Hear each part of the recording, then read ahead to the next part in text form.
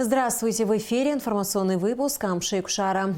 Между правительством Абхазии и обществом с ограниченной ответственностью инфраструктурное развитие подписано соглашение о комплексной реконструкции международного аэропорта города Сухум имени Ардзинба. Предметом соглашения стало восстановление имущественного комплекса аэропорта с целью возобновления авиасообщения. Документ подписан по итогам конкурса по выбору инвестора, организованного Министерством экономического развития России и Минэком Абхазии. В церемонии подписания принял участие президент Абхазии Аслан Бжаня. В рамках реализации соглашения будет восстановлена эксплуатационная пригодность аэродрома. Инвестор проведет реконструкцию взлетно-посадочной полосы. Также будет реконструирована рулежная дорожка и часть пассажирского перрона. В проекте предусмотрено строительство новой аварийно-спасательной станции, водосточно-дренажной системы, очистных сооружений. Помимо обновления аэродрома будет построен новый пассажирский терминал, а также обновлено историческое здание аэропорта. Пропускная способность нового аэровокзального комплекса составит 1300 пассажиров в час. Одновременно со строительством нового терминала в аэропорту будут построены или восстановлены административно-производственные здания, помещения для службы спецтранспорта и ремонта, топливозаправочный комплекс. Президент Абхазии Аслан Бжаня встретился с народной артисткой Абхазии, заслуженной артисткой России Алисой Гицба. Обсуждалось проведение международного музыкального конкурса имени Алисы Гицба, завершающий этап которого прошел в Сухуме. Глава государства выразил глубокую благодарность артистке за ее талант, представление искусства Абхазии на международном уровне и вклад в развитие музыкальной культуры страны. Алиса Гицба, в свою очередь, поблагодарила президента за поддержку, оказанную в проведении конкурса. Аслан Бжаня также пообещал поддержать идею с оркестром и решить вопрос с роялем для Абхазской госфилармонии. Во встрече также участвовали заслуженный артист России Александр Гиндин и заслуженная артистка Абхазии Эсма Джения. Правительственная делегация Абхазии по поручению президента республики прибыла в Беларусь для проведения межведомственных консультаций с целью выработки отраслевых двусторонних проектов. В рамках поездки состоялась встреча абхазской делегации с руководителем аппарата Совета министров Константином Бураком. В Минске состоялась встреча министра иностранных дел Инала Ардзинба с чрезвычайным и полномочным послом Российской Федерации в Республике Беларусь Борисом Грызловым. Стороны обсудили вопросы, представляющие взаимный интерес. На цели поездки абхазской делегации в Беларусь Инал Ардзинба рассказал в интервью программе «Россия-24». Прошла встреча с руководством аппарата Совета министров Республики Беларусь. Прошла встреча с послом Российской Федерации в Беларуси господином Грызловым. В данное время наша правительственная делегация проводит двусторонние встречи с руководителями профильных ведомств Республики Беларусь. С нашей стороны это и министр внутренних дел, это и министр по чрезвычайным ситуациям, это министр здравоохранения, это наши это по спорту, молодежи, это и мэр нашей столицы. Одним словом, у нас очень большая представительная делегация. И, кстати, по теме, скажем, чрезвычайных ситуаций планируется проработать возможность совместных учений спасателей Абхазии и Беларуси. Поэтому мы создаем такой серьезный фундамент для развития нашего межгосударственного диалога. В рамках рабочей поездки в Москву министр внутренних дел Абхазии Роберт Киот посетил отряд оперативного назначения «Русич» Главного управления Росгвардии по Московской области. Абхазская делегация ознакомилась со специальной бронированной техникой и экипировкой личного состава ОМОН «Русич», а также посмотрела действия инженерно-технического отделения при обнаружении взрывчатых веществ, показательные выступления подразделений спецназначения в условиях выполнения служебно-боевых задач. Итоги проведенных мероприятий абхазская и российская стороны обсудили в ходе круглого стола. Свыше 130 граммов сильнодействующего наркотика изъято у жителя города Санкт-Петербург Андрея Алексеева. Подозреваемый задержан, возбуждено уголовное дело. Смотрите оперативную съемку МВД. Свыше 130 грамм сильнодействующего наркотика изъято у жителя города Санкт-Петербург Российской Федерации, временно проживающего в Абхазии. Алексеев Алексей Андреевич, 1985 года рождения, задержан в результате реализации оперативной информации сотрудниками УКОН МВД Республики Абхазия по подозрению в незаконном приобретении, хранении, перевозке и сбыте наркотических средств путем так называемых тайных закладок на территории Республики Абхазия. В ходе личного досмотра последнего в носимой им сумке был обнаружен полиэтиленовый пакет с содержащимся веществом светлого цвета внутри. Гражданин Алексеев, поясните, пожалуйста, каким образом оно оказалось у вас, для чего оно вам нужно? Для дальнейшего распространения. Каким образом? Путем тайных закладок. Как вы делали эти тайные закладки? Можете немного нам рассказать процесс? Вы как-то фасовали это все или все в куче оставляли? Расфасывал по грамму и прятал по разным местам. После того, как вы прятали это по разным местам, дальше что происходило? Через приложение скидывал абоненту, который в дальнейшем отдавал эти места покупателям, как я понимаю. Поясните нам, пожалуйста, за одну сделанную так называемую тайную закладку вы получали денежное вознаграждение? За каждую нет, в общем, за весь вот этот кулек, который у меня был, мне должны были заплатить в районе 300-400 тысяч рублей. В районе 300-400 тысяч рублей. Также сотрудниками милиции обнаружен сотовый телефон, в котором хранились фотографии с указанием геолокации мест тайных закладок. Координаты, долготы, широты, фотографии. То есть вот это и есть места, где вы производили тайные закладки. В ходе обследования жилища по месту временного проживания гражданина Алексеева обнаружены изъяты изоляционная лента и электронные весы. Как пояснил задержанный, он взвешивал наркотик и расфасовывал по сверткам. Гражданин Алексеев, поясните, пожалуйста, для чего вам изолента, весы? Изолента и весы использовались для изготовления закладок. Упаковка. То есть вы здесь занимались расфасовкой наркотического средства, по вашим словам. Да, ваши действия кто-то координировал? Или вы выбирали сами район, место? мы координировали по приложению в телефоне. По приложению в телефоне. Также абонент под именем, под ником он. В ходе дальнейших следственно-оперативных мероприятий в отношении задержанного установлено, что последний приехал в Абхазию с целью распространения наркотика и готов указать на потайные места, где им ранее были осуществлены скрытые размещения свертков с наркотическими средствами. С участием граждан, приглашенных в качестве понятых, и самого гражданина Алексеева сотрудниками наркоконтроля в непосредственной близости от центральной трассы Псо-Ингур в селе Лыхнаук-Даутского района обнаружен заизолированный сверток белого цвета с наркотическим средством. Гражданин Алексеев, что это за вещество? Наркотическое средство, метадон.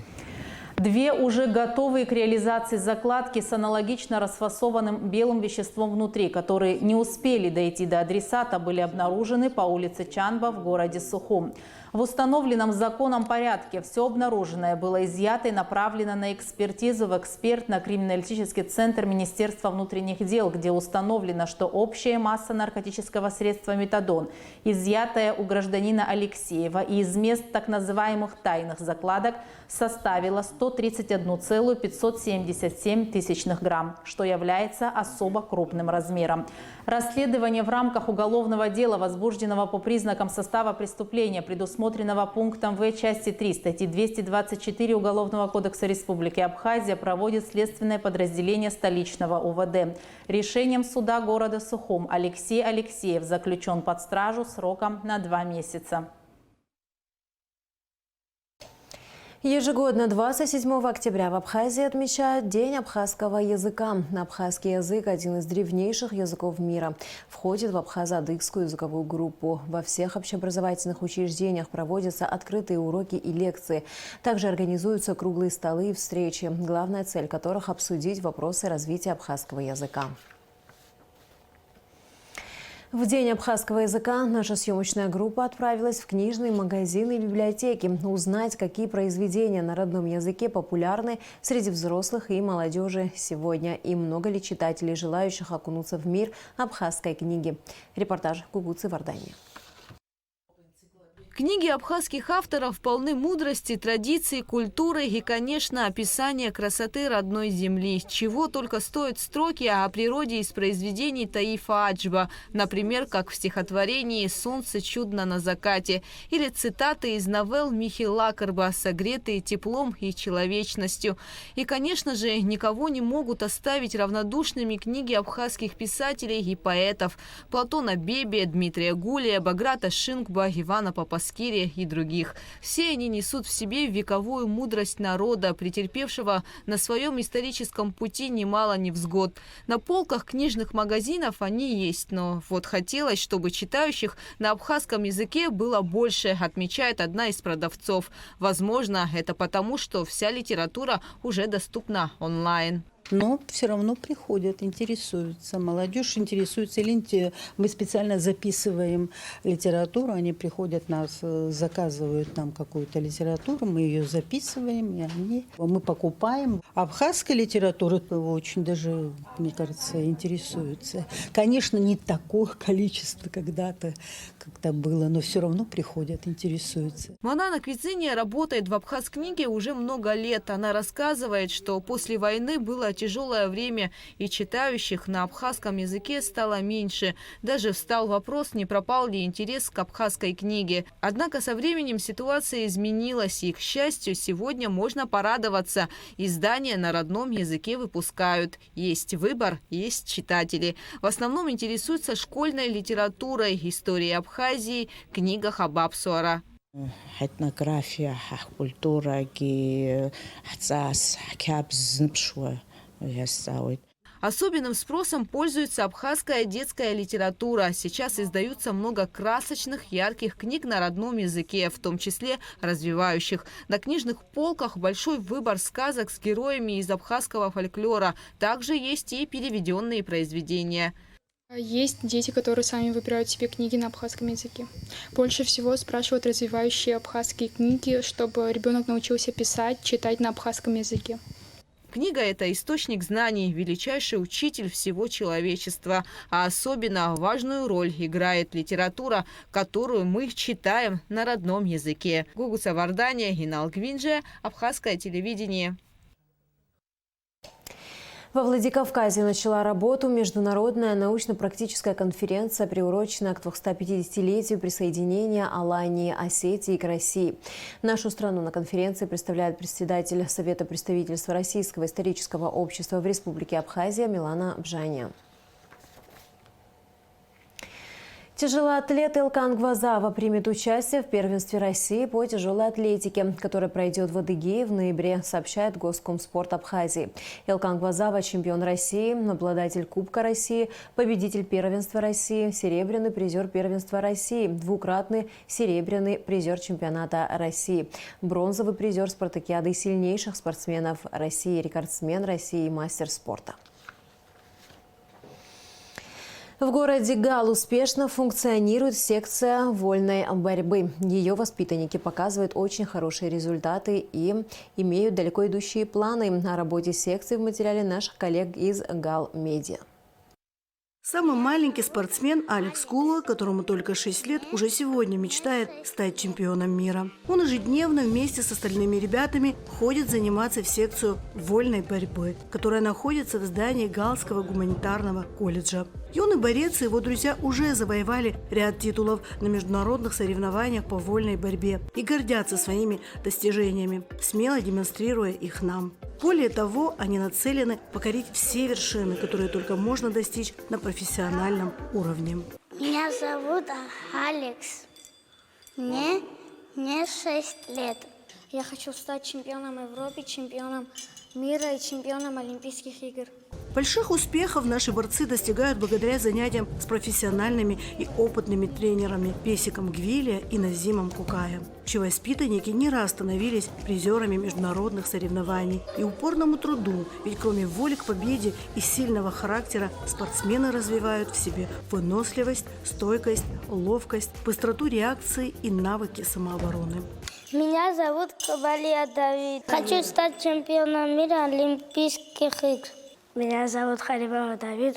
Я занял 2 первых места, 1 в Цандревш и Сухум.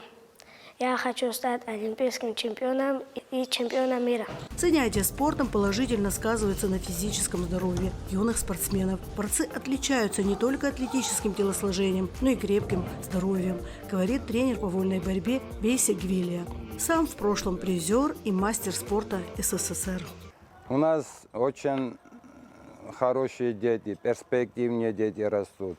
Они чемпионы Абхазии, чемпионы международных турниров. Есть призеры Европы и призер мира. Это есть Хвинджилья Лука. Он 2 раза стал чемпионом Европы среди подростков. Призером мира стал Пертая Георгий. Назим Кукай, который вместе с Песиком Гвилия вырастил не одно поколение чемпионов, переживает, что у ребят нет своего спортзала, оснащенного необходимым инвентарем. А чтобы достичь успеха и больших высот в борцовском деле, необходимо заниматься ежедневно. В спортзале, где проводятся занятия по вольной борьбе, также проходят занятия у самбистов и дзюдоистов. Поэтому мы вынуждены подстраиваться, чтобы не мешать друг другу, говорит тренер. Но, несмотря на трудности, наши юные борцы благодаря упорному труду и воле к победе становились многократными чемпионами как республиканских, так и международных соревнований. Наставники мечтают о новом помещении, где они вместе с ребятами могли бы заниматься в любое удобное для них время. А пока с собственными усилиями и с помощью родителей поменяли в спортзале частично пол и попытались сделать небольшой ремонт самостоятельно. Мы занимаемся с 2009 года. И многих чемпионов выросли. У нас зал маленький. Здесь много детей занимаются. Самбисты, дзюдоисты, 3 вида занимаются. Мест не хватает, мало места. Каждый день будем тренироваться, результат будет. Часто у родителей в силу своей занятости нет времени для общения с детьми. И тогда дети сами начинают искать альтернативу, с кем провести время и чем его заполнить. Чаще всего это заканчивается тягой к пагубным привычкам. Отсюда со временем и наркомания, алкоголизм и прочие беды. Спорт и спасает, и ограждает ребят от этого. Поэтому он должен войти в повседневный быт каждого, кто хочет сохранить работоспособность, здоровье, полноценную и радостную жизнь. Я очень рада, на самом деле, что в нашем районе есть такая секция, как вольная борьба. Я вот сегодня первый раз моего сына привела. В его возрасте обязательно дети должны заниматься спортом, я так считаю. И посмотрим в дальнейшем. У нас чемпионы растут, наши дети. В дальнейшем, дай бог, чтобы мы прославляли нашу Абхазию. Спорт делает детей сильными, выносливыми, позволяет детям развиваться. Сделав несколько памятных фотографий, в завершение нашей встречи малыши продолжили тренировку. А мы уходили со съемки с чувством гордости за таких опытных профессиональных тренеров, которые, несмотря на отсутствие соответствующих условий, воспитывающих поколение чемпионов, которые прославляют свой город, район и страну. А самое главное, приучают юных ребят к здоровому образу жизни. Анжела Убилава, Илона Микава, Борис Цацуа, Гал Медиа. И в завершении выпуска о погоде. По сообщению Гидрометцентра, в выходные дни 28 и 29 октября на территории Абхазии ожидается переменная облачность. В субботу без осадков. В воскресенье к концу дня возможен слабый дождь, гроза. Температура воздуха ночью 14-19, днем 20-25 градусов. Температура морской воды 20 градусов. Абриала Уахапе Дера Таракур программа Харкшопац Хаб Хафилайт Абзирас.